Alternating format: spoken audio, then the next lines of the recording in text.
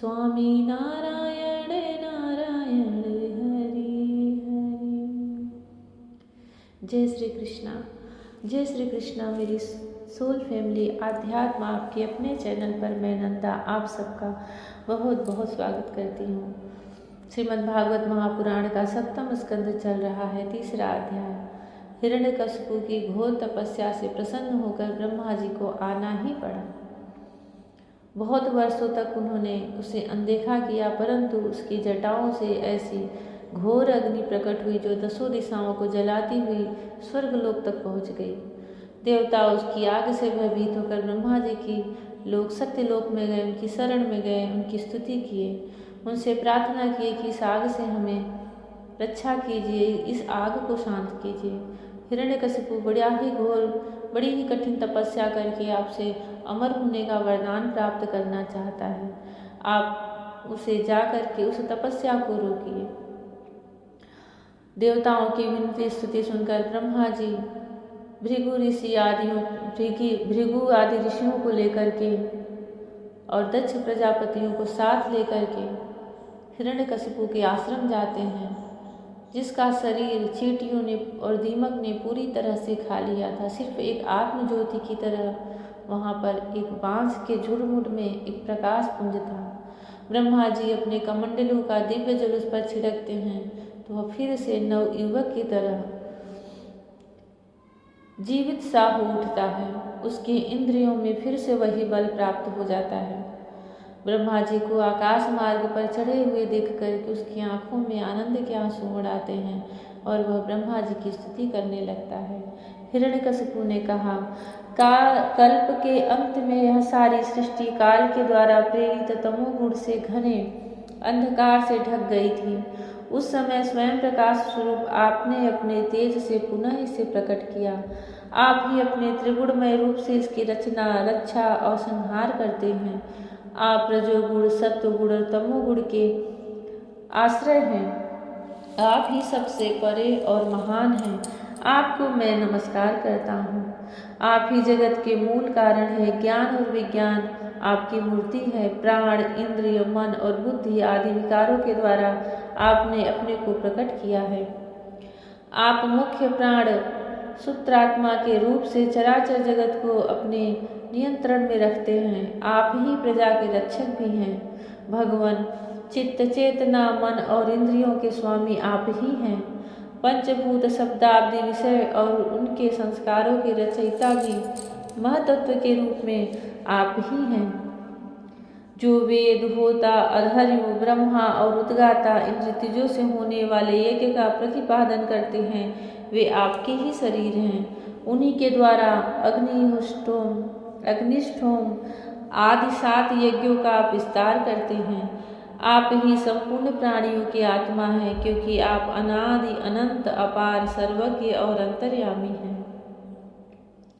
आप ही काल हैं। आप प्रतिक्षण सावधान रहकर अपने क्षण, लव आदि विभागों के द्वारा लोगों की आयु क्षीण करते रहते हैं।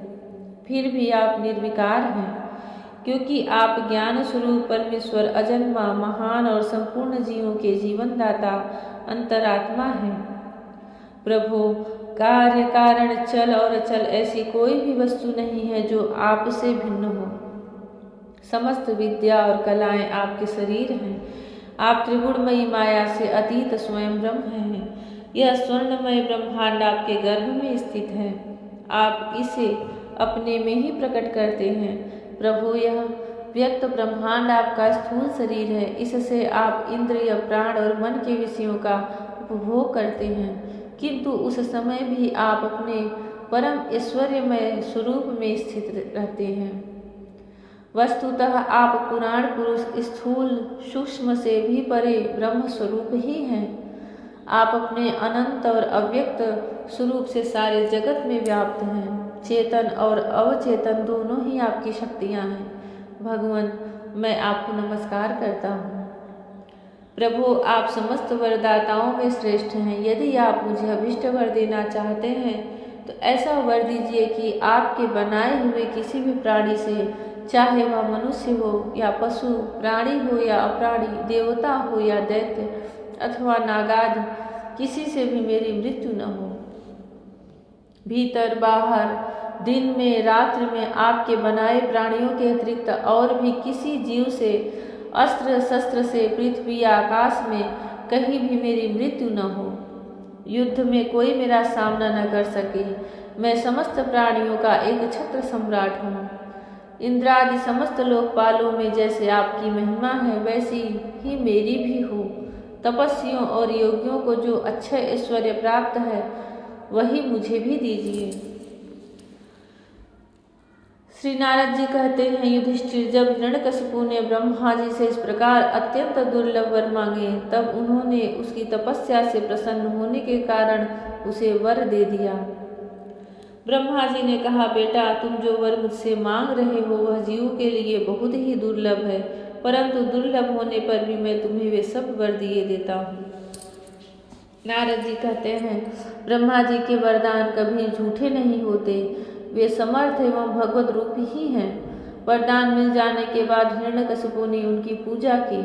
तत्पश्चात प्रजापतियों से अपनी स्तुति सुनते हुए वे अपने लोक को चले गए।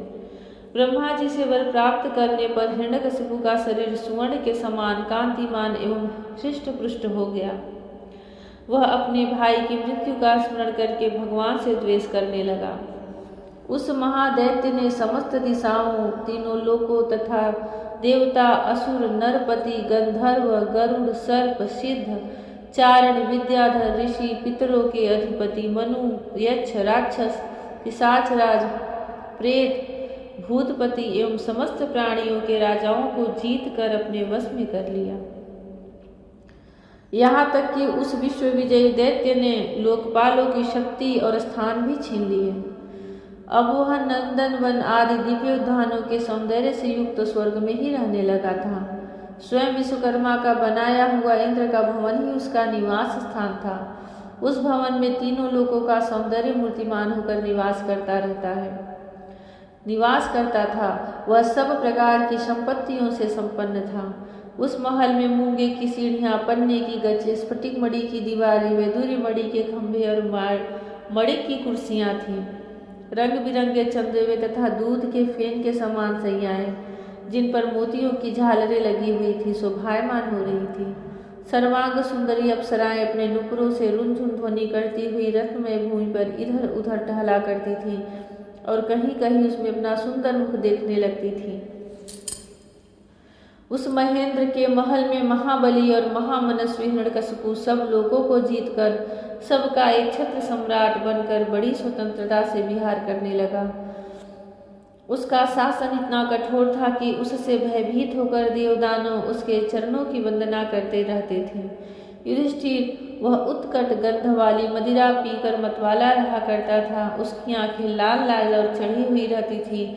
उस समय तपस्या, योग, शारीरिक और मानसिक बल का वह भंडार था।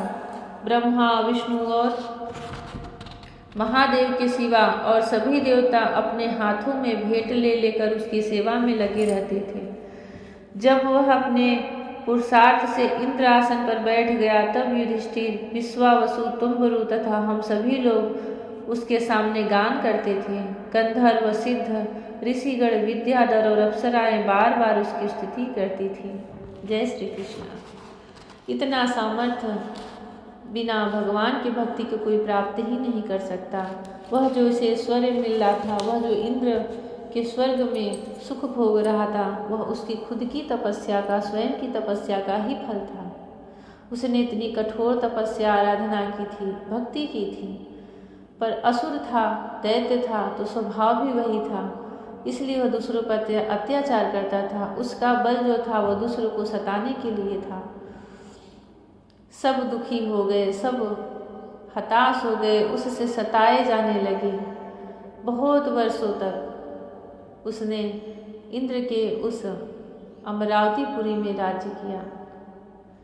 भगवान श्री कृष्ण सबको अपनी सुंदर महिमा दिखाते रहें, सब पर अपनी करुणा दृष्टि बरसाते रहें। हिरण्यकशिपु दैत्य के पुत्र के रूप में भगवान के सबसे परम भक्त शिरोमणि प्रहलाद का जन्म हुआ और उन्हीं के द्वारा हिरण्यकशिपु की काल का भी जन्म हुआ। जय श्री कृष्णा। राधे राधे। जय श्री कृष्णा। हरि ओम।